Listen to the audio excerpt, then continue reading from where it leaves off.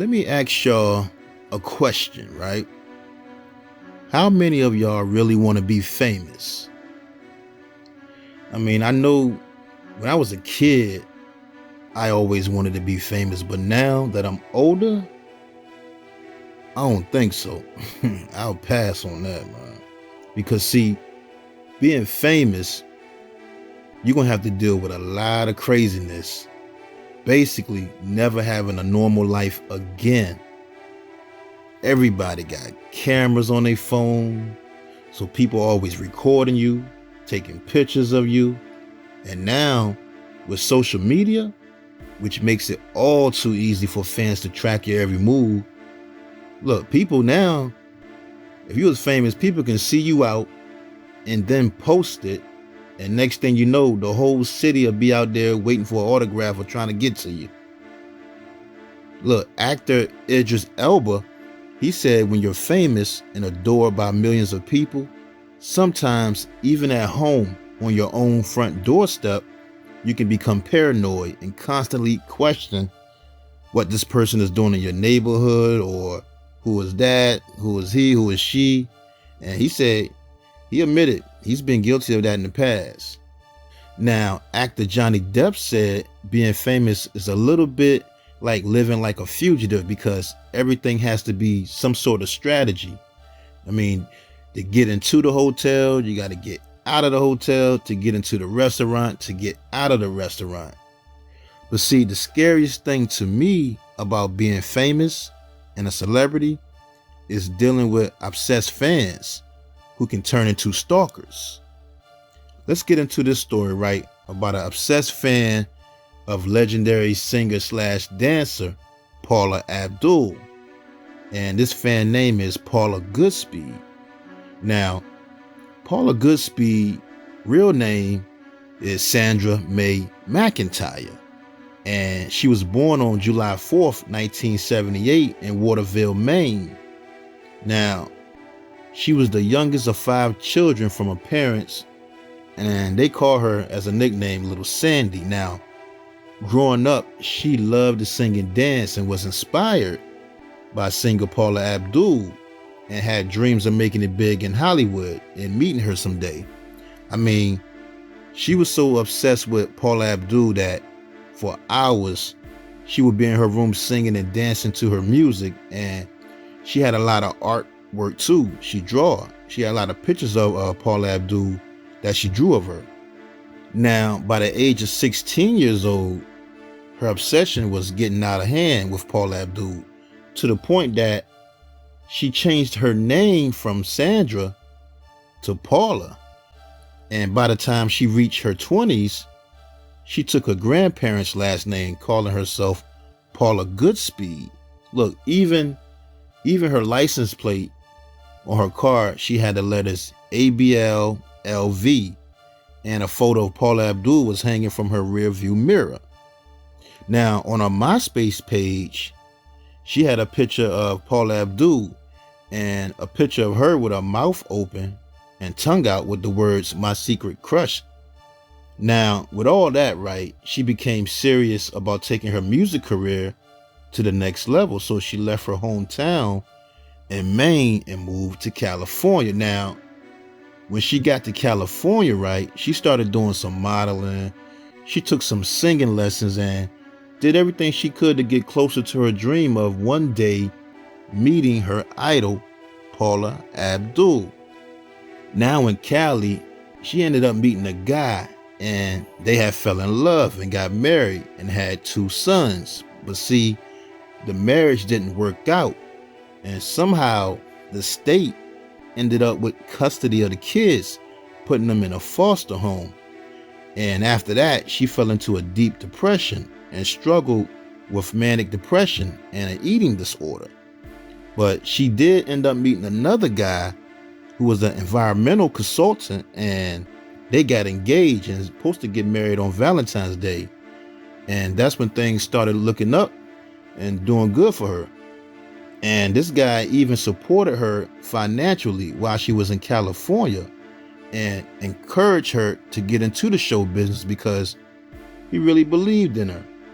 Now, one day, her dream did finally come true when she happened to run into her idol, Paula Abdul, at a Starbucks. And she ended up talking to Paula Abdul for a minute.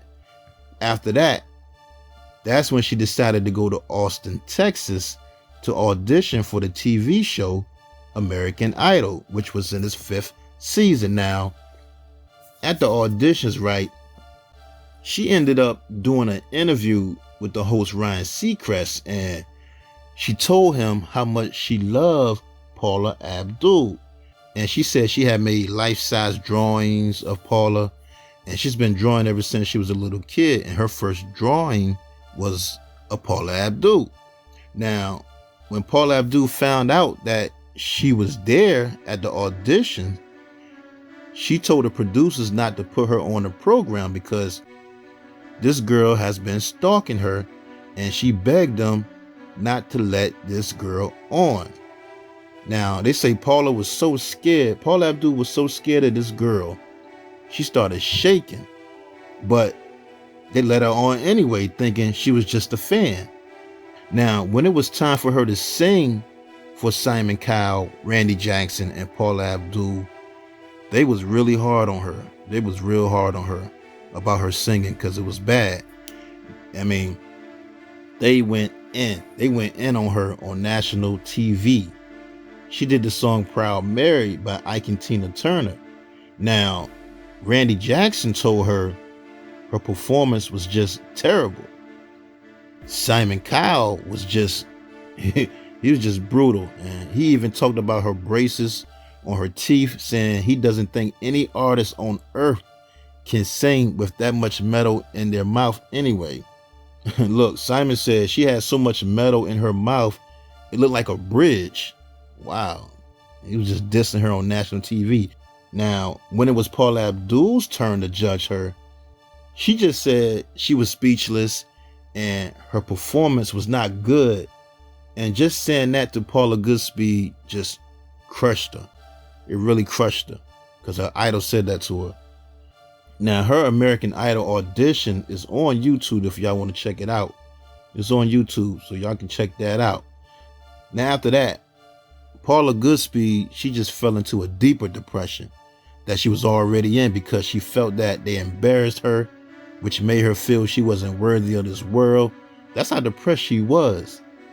And she wrote on her blog and her MySpace page saying how hard it was to deal with the awful things being said about her, because people in the comments were still going in on her after her audition.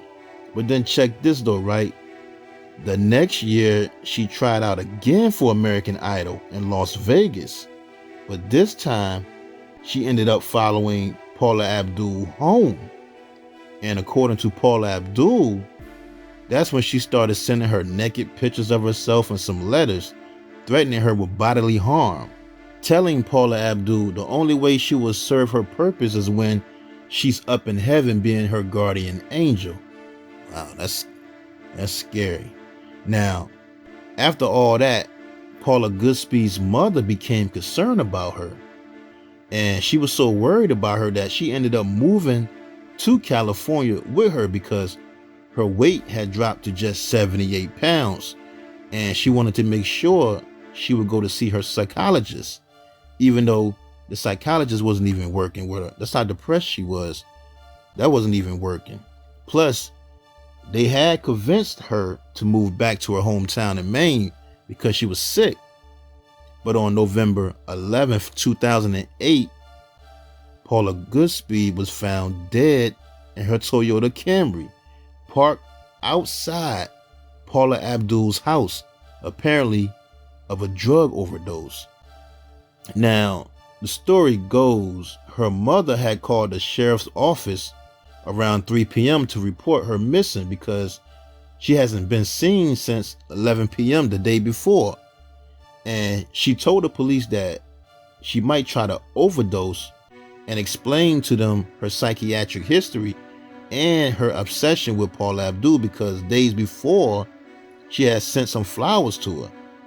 So her mother wanted the police to check Paula Abdul's neighborhood, which was only about 20 miles away. But see, The police already knew about her because months earlier, they had been asked to check her apartment after someone became concerned that she might be suicidal. And during that time, when they had found her the first time, they had took her to a mental health hospital for evaluation.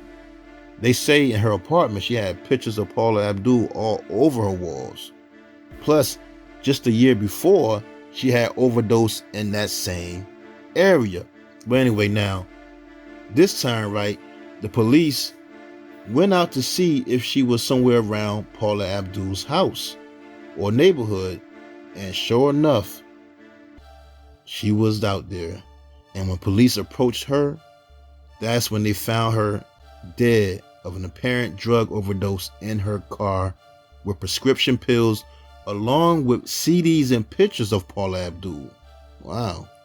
Now, Paula Abdul was at the American Idol studio at the time her body was found. And after her death, she released a statement saying she was deeply shocked and saddened at what had transpired. And her heart and prayer goes out to the family. But later in interviews, she said that Paula Goodspeed had been writing disturbing letters to her for over 18 years. And she had to put restraining orders on her. And as far as that story about her meeting her at Starbucks, it never happened. She said she had received more than 100 letters, telephone calls, and uninvited visits from Paula Goodspeed since her 2005 Idol audition. Now, Paula Abdul also stated that since that day, she has not slept in that house, and she ended up selling it. And now she's living with security full time. That's crazy. Wow. Oh, man, the price of fame, man. Price of the famous.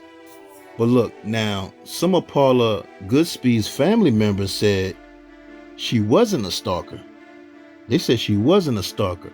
Her niece said, yeah, she changed the name from Sandra to Paula, but that was like 16 years ago, and said it had nothing to do with Paula Abdul. She just liked the name Paula, and she don't believe she killed herself. She also said that her aunt wasn't suicidal and had planned on going back to her home state of Maine soon.